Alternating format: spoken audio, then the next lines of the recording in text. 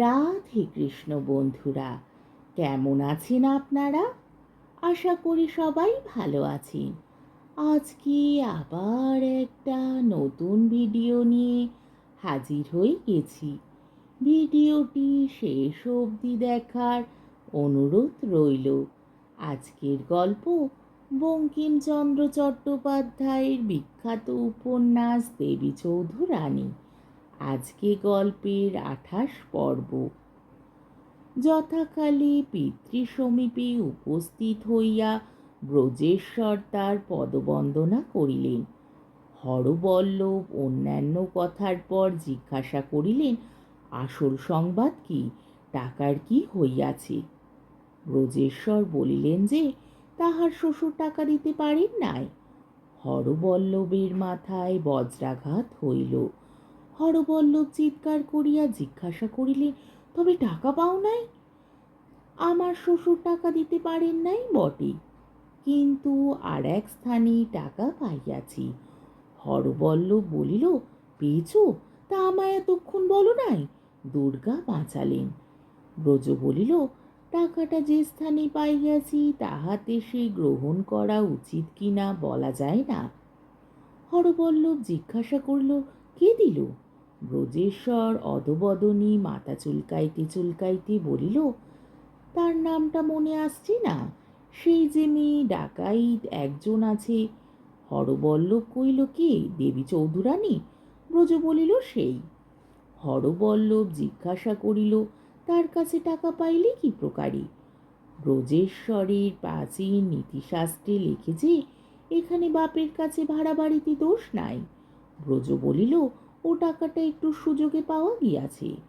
হরবল্লভ কইল, বদলোকের টাকা, লেখাপড়া কিরকম হইয়াছে? ব্রজ বলিল, একটু সুযোগে পাওয়া গিয়াছে বলিয়া লেখাপড়া করিতে হয় নাই। বাবা আর এই বিষয়ে বেশি খোঁচাখুচি করিয়া জিজ্ঞাসা না করে, এই অভিপ্রায় ব্রজেশ্বর তখনই কথাটা চাপা দিয়া বলিল, পাপের ধন যে গ্রহণ করে সেও পাপের ভাগী হয়, তাই ও টাকাটা লওয়া আমার তেমন মত নাই। হরবল্লভ ক্ষুব্ধ হইয়া বলিল, টাকা নেব না তো ফাটকে যাব নাকি? টাকা ধার নেব, তার আবার পাপের টাকা পুণ্যের টাকা কি? আর জপ তপের টাকাই বা কার কাছে পাবো? সে আপত্তি করে কাজ নাই, কিন্তু আসল আপত্তি এই যে ডাকাইতের টাকা, তাতে আবার লেখাপড়া করে নাই। ভয় হয় পাছে দেরি হইলে বাড়িঘর লুটপাট করিয়া লইয়া যায়। ব্রজেশ্বর চুপ করিয়া রহিল। হরবল্লভ জিজ্ঞাসা করিল, তা টাকার মেয়াদ কতদিন? ব্রজ উত্তর করিল, আগামী বৈশাখ মাসের শুক্লা সপ্তমী চন্দ্রাস্ত পর্যন্ত। হরবল্লভ বলিল, তা সে হলো ডাকাইত, দেখা দেয় না। কোথায় তার দেখা পাওয়া যাবে যে টাকা পাঠাইয়া দিব? ব্রজ বলিল, ওই দিন সন্ধ্যার পর সে সন্ধানপুরে কালসাজির ঘাটে বজরায় থাকিবে, সেইখানে টাকা পৌঁছাইলেই হইবে। হরবল্লভ বলিলেন, তা সেই দিন সেইখানেই টাকা পাঠাইয়া দেওয়া যাইবে। ব্রজেশ্বর বিদায় হইলেন। হরবল্লভ তখন মনে মনে বুদ্ধি খাটাইয়া কথাটা ভালো করে বিচার করিয়া দেখিলেন। শেষে স্থির করিলেন, হ্যাঁ, সে বেটির আবার টাকা শোধ দিতে যাবে। বেটিকে সিপাই এনে ধরিয়ে দিলেই সব গোল মিটে যাবে। বৈশাখী সপ্তমীর দিন সন্ধ্যার পর ক্যাপ্টেন সাহেব পল্টন শুদ্ধ তার বজরায় না ওঠে তো আমার নাম হরবল্লভই নয়। তাকে আর আমার টাকা দিতে হবে না। হরবল্লভ এই পুণ্যময় অভিসন্ধিটা আপনার মনে মনেই রাখিলেন, ব্রজেশ্বরকে বিশ্বাস করিয়া বলিলেন না। এদিকে সাগর আসিয়া ব্রহ্ম ঠাকুরানীর কাছে গিয়া গল্প করিল যে ব্রজেশ্বর একটি রাজরানীর বজরায় গিয়া তাকে বিবাহ করিয়া আসিয়াছে। সাগর অনেক মানা করিয়াছিল, তাহা শোনে নাই। মাগি যেতে কৈবর্ত, আর তার 2টা বিবাহ আছে, সুতরাং ব্রজেশ্বরের জাতি গিয়াছে। সুতরাং সাগর আর ব্রজেশ্বরের পাত্রাবশিষ্ট ভোজন করিবে না, ইহা স্থির প্রতিজ্ঞা করিয়াছে।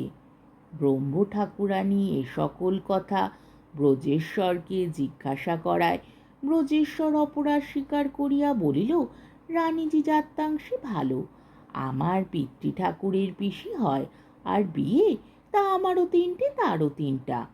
ব্রহ্ম ঠাকুরানী বুঝিল কথাটা মিথ্যা, কিন্তু সাগরের মতলব যে ব্রহ্ম ঠাকুরানী এই গল্পটা নয়নতারার কাছে করে, সে বিষয়ে তিলার্ধ বিলম্ব হইল না।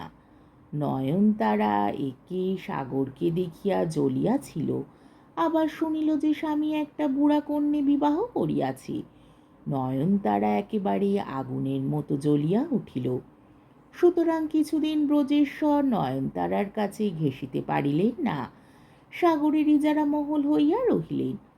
সাগরের অভিপ্রায় সিদ্ধ হইল, কিন্তু নয়নতারা বড় গোল বাঁধাইল।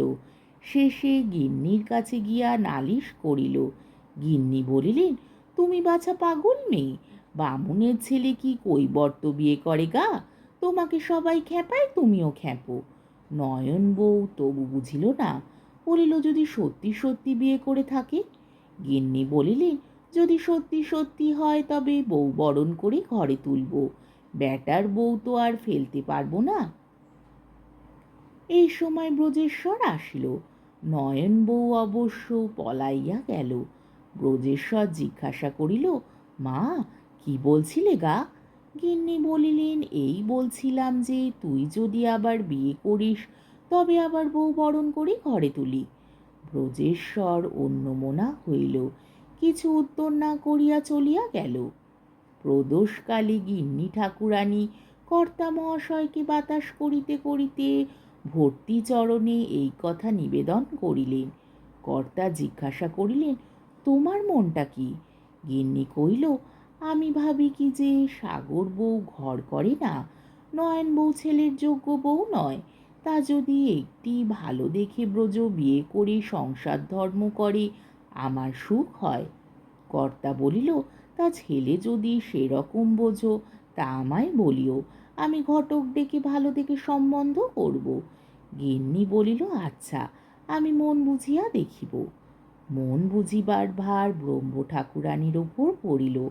ব্রহ্ম ঠাকুরানী অনেক বিরহ সন্তপ্ত এবং বিবাহ প্রয়াসী রাজপুত্রের উপকথা ব্রজকে শুনাইলেন, কিন্তু ব্রজের মন তাহাতে কিছু বোঝা গেল না। তখন ব্রহ্ম ঠাকুরানী স্পষ্ট জিজ্ঞাসাবাদ আরম্ভ করিলেন, কিছুই খবর পাইলেন না। ব্রজেশ্বর কেবল বলিল, বাপ মা যে আজ্ঞা করিবেন আমি তাহা পালন করিব। কথাটার আর বড় উচ্চবাচ্চা হইল না। আজকের পর্বটি এইখানেই শেষ হলো। আমার ভিডিওটি যদি আপনাদের ভালো লেগে থাকে তাহলে আমাকে কমেন্টের মাধ্যমে আপনাদের মূল্যবান মতামত অবশ্যই জানাবেন, এবং আমার ভিডিওটিকে লাইক ও শেয়ার করার ও আমার চ্যানেলটিকে সাবস্ক্রাইব করারও অনুরোধ রইল। তাহলে আজকের ভিডিওটা এই অবধি। পরের দিন আবার এই গল্পেরই 29 পর্ব নিয়ে হাজির হয়ে যাব। ততক্ষণ পর্যন্ত আপনারা সবাই ভালো থাকবেন, সুস্থ থাকবেন, সাবধানে থাকবেন এবং আমার ভিডিওটি দেখতে থাকবেন। তাহলে আজকে আসি। রাধে কৃষ্ণ।